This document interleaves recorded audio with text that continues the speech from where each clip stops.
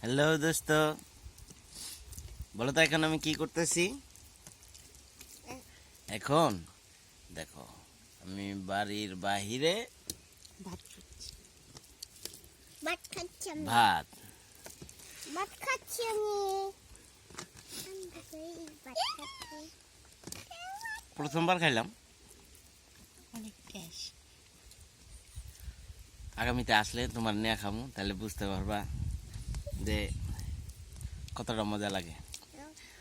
তাছাড়া এমনি তো তুমি এখানে অনুষ্ঠান করছো, খাইছো, কিন্তু সেটার স্বাদ আর এখানে ভাত খাওয়া। ভাত খাওয়ার স্বাদ নিছ খাও না, যেমন না বৈশাখীর যে অনুষ্ঠানটা করছো সেখানে খাইছো সবাই মিলে, কিন্তু এইভাবে না। এটার স্বাদ আলাদা।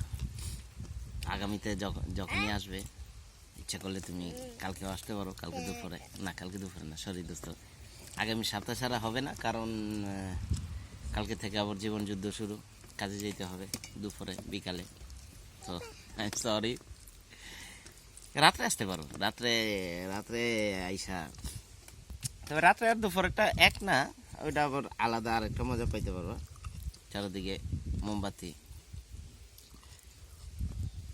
এখন তো আমি খাই, এখন খাওয়াটা শেষ করি। আমি এখন খাইতে I love you, দোস্ত। পারি।